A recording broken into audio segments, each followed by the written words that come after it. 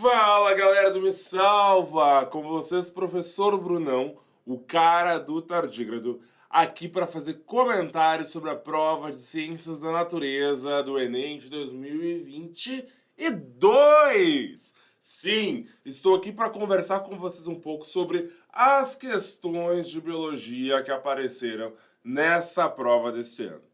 Muito bem, gurizada, essa foi uma prova completamente diferente daquela que a gente estava acostumado.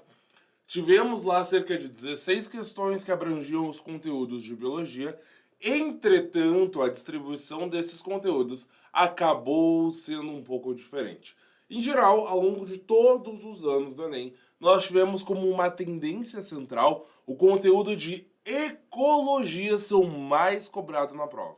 Ao contrário desses outros anos, em 2022 tivemos uma quantidade muito pequena e discreta, questões discretas sobre ecologia. Ou seja, a gente não teve aquela questão lá de cadeia alimentar, que era para ver os níveis tróficos, a gente não teve aquela questão bem específica de problema ambiental envolvendo o ciclo biogeoquímico. Nós tivemos, então, abordagens diferenciadas e algumas das problemáticas que a biologia costumava cobrar acabaram, então, sendo transferidas lá para a química, principalmente, e alguma coisa para a física. Então, tivemos um rearranjo dessas questões e a gente, então, começou a abranger áreas que, em geral, ficavam mais distantes daquele cerne central dos conteúdos que a biologia ensina para vocês. A gente teve também algumas questões um pouco mais difíceis, com conteúdos mais específicos em relação à sua profundidade. Então a gente teve um grau de profundidade maior em algumas questões, ao passo que em outras a gente teve uma simplificação bem grande também, gerando um certo equilíbrio entre essas questões de biologia, se a gente for pensar, né, na maneira como questões fáceis, médias e difíceis foram distribuídas ao longo desse gradiente. O que mais teve, né? A gente teve questões muito significativas que falavam sobre biologia molecular e sobre biotecnologia. Esse assunto da biotech, cada vez mais, eu já havia falado isso para vocês, cada vez mais esse conteúdo tem se tornado presente na prova e com uma quantidade de questões significativas. Então a gente teve questões falando sobre o PCR, a gente teve questões falando sobre terapia gênica, questões falando especificamente sobre os processos que envolvem o DNA, o RNA. Então a gente precisa ficar cada vez mais ligado nesse tipo de conteúdo, porque é ele que de fato vai fazer o link da biologia com as tecnologias, que diz lá no nome da prova, né? Natureza e suas tecnologias. Então a gente começou a ter uma abordagem mais significativa disso. A gente teve também uma quantidade forte, assim, grande, de questões que estavam relacionando conteúdos com doenças. Então a gente teve alguns conteúdos mais básicos de biologia, como características dos seres vivos, como citologia, que foram então fazer referência a doenças, foram buscar contextualização nessa temática das doenças. Então a gente teve várias aparecendo ao longo dessa prova. Questões mais difíceis da prova de biologia, nós tivemos a questão que falava sobre o PCR, no caso da Covid-19, né? Então a gente teve uma questão que poderia ter sido um pouquinho melhor elaborada, só para dar uma dica mais fácil para vocês. Logo, logo vou resolver ela para vocês entenderem. E a gente também teve uma questão um pouco mais difícil que falava sobre genética, né? Sobre termos, conceitos da genética, que envolvia lá, então, a ideia do mosaicismo. Então essas duas questões foram significativamente difíceis, ok?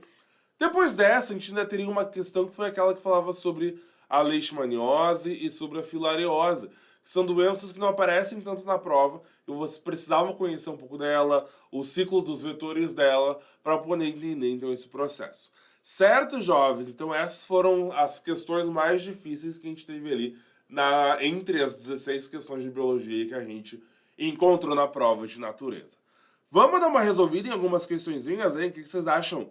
Separei algumas questões aqui que eu quero resolver na mãozinha com vocês, porque eu acho que talvez alguns de vocês tenham ficado em dúvida, não tenham conseguido entender de por que aquele era o gabarito daquela questão. Então, agora pela mãozinha eu vou te ajudar a entender qual era o processo que a gente precisava fazer nessas questões, ok? Vamos lá? Let's go!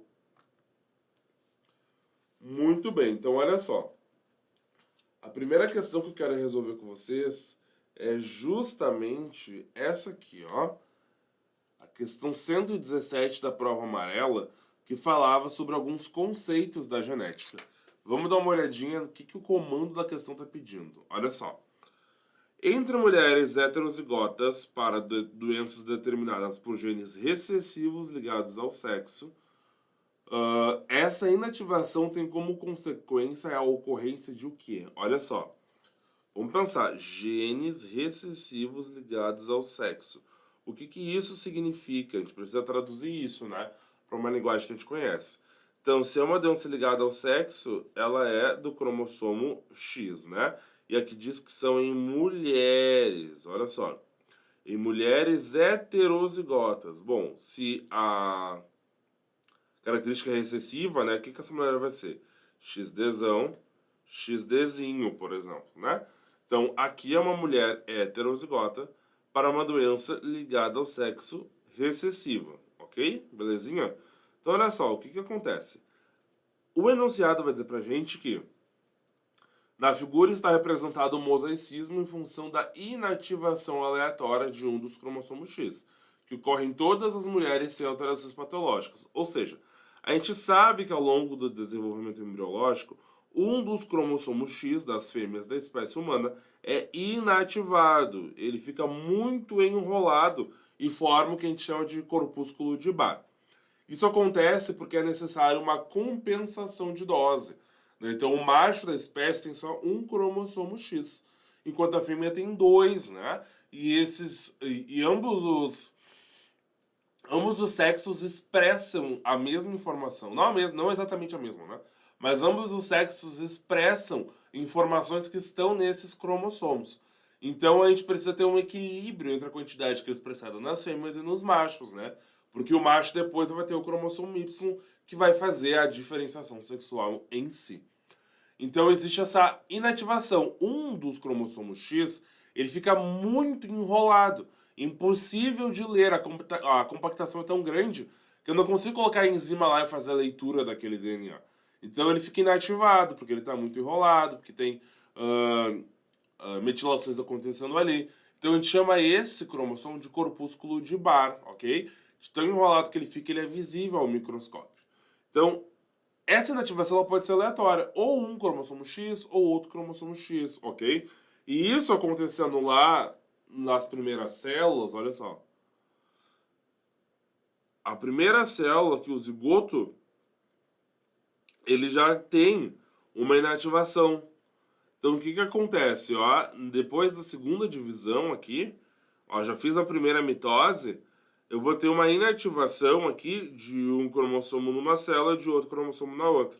Então, olha só, a gente tem aqui um mosaico, ó. Parte das células tem um X inativado e outras tem um outro X inativado. Então, o que a gente observa? Cada uma dessas células aqui da blástula vai dar origem a estruturas diferentes. Algumas vão formar epitélio, outras podem formar, enfim, outros tecidos, né? Então, o que a gente vê aqui? Que em diferentes partes do corpo dessa mulher, a gente tem expressões diferentes. Em alguma, a gente tem essa expressão aqui que está mostrando achurada, né? Uma expressão escura. E aqui uma expressão clara, certo? Muito bem. Então, o que acontece? Ó, aqui a legenda está dizendo, ó, essas escuras receberam um X paterno inativado e as claras receberam um X materno inativado. Então, é isso que a legenda está representando. Então, o que acontece aqui? Qual é a consequência dessa inativação aleatória, de ter ou o X da mãe ou o X do pai inativado? Vamos pensar, a gente tem aqui vários termos que estão relacionados com a genética, né? O primeiro é a interação gênica que a gente pode descartar. Porque a interação gênica vai falar pra gente sobre o efeito de um gene no outro. E não é o que está acontecendo aqui. Na verdade, é porque eu tenho um cromossomo inteiro que foi inativado em algumas células, enquanto na outra célula foi o outro, o par desse cromossomo que acabou sendo inativado, né? Então, por isso que eu não posso falar de interação gênica. Porque não é um alelo fazendo efeito no outro, ok? A gente poderia falar ainda de pleiotropia.